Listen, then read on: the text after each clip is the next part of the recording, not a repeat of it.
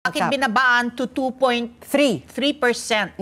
Yung pinapayagan na pagtataas ng renta. Dati. Oo, mas mataas last year hindi ba? So ano po yung dahilan kung bakit binaba to 2.3% yung pinapayagan pong pagtaas ng renta? Okay. Meron po tayong pinapasunod na batas. Ang sinusunod po natin ay yung Rent Control Act of 2009.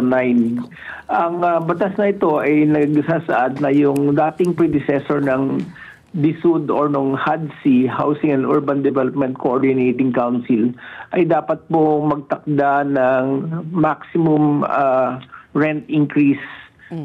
However, in 2019, nung itinayo na ang Department of Human Settlements and Urban Development, isinaad din dun sa bagong batas na magkakaroon na ng National Human Settlements Board.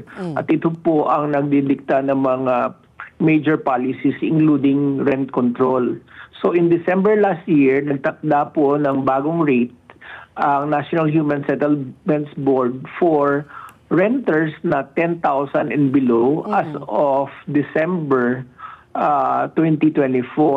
Ibig sabihin po, kung ang renta po ngayon ng mga nangungupahan ay 10,000 and below, ang pwede lang pong itaas ng landlord nila o ng lessor nila ay maximum of 2.3%. Ang basihan po natin ng 2.3% ay yung inflation natin as of October 2024. Okay. Yusek, just to clarify, kung sabihin natin 10,000 po ang iyong renta kada buwan, 2.3 is na 230 pesos po. 10,000 po, basta 10,000 pasok pa rin po doon sa 2.3. Opo, up to 10,000 lang yung renta. Then pasok pa po kayo doon sa, pero maximum is 2.3%. Ibig sabihin, kung yung renta is below 10,000, then the corresponding amount multiplied by 2.3%. Oo. And Yusek, for clarification, ano yung mga sakop dito? Bahay, apartment, dormitory, bed spacers? Sino po who falls under the 10,000 rental po? Kasi medyo vague. May nakita po. Oo, sige po. Dinidefine po yung residential unit sa batas sa Republic Act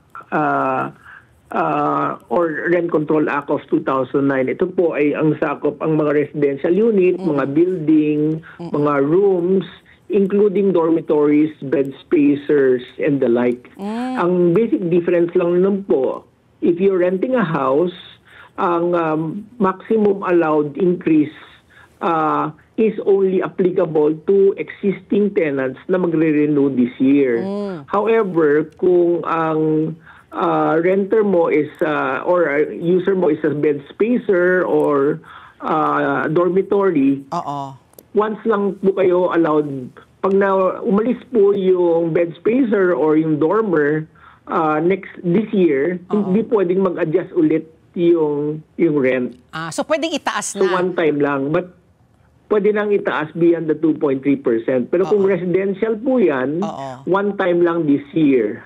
Pag umalis na po yung renter, pwede na pong mas mataas sa 2.3%. Okay. And then Yusek po, itong mga kunyari, ako po ay nangungupahan sa isang apartment na 10,000. Tapos yung aking landlord insists na more than 2.3%. Sabihin natin 5% lang po.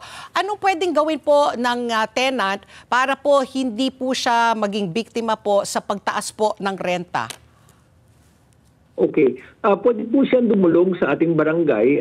Ang ating barangay ay mayroong judicial system, a justice system wherein ang gagawin po ng barangay captain, yung dalawang partido po, ipapagsama nila at explain nila dun sa may-ari ng bahay na ang batas natin ay nagtatakda lang ng 2.3% maximum this year. Objective po, magkaroon ng mediation para mag-agree po sila doon sa tinatakda sa batas.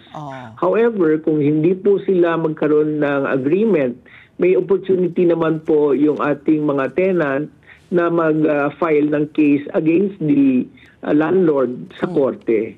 Ngayon, kung malaman ng korte na lumabag po ang ating mga landlord beyond the cap, may kasabang parusa po yon, no? Ang multa po is no less than 25,000, maximum 50,000, or may kulong na 1 month and 1 day up to a maximum of 6 months or both at the discretion ng korte. Let's live together. Sunnet 25. Sunnet 25.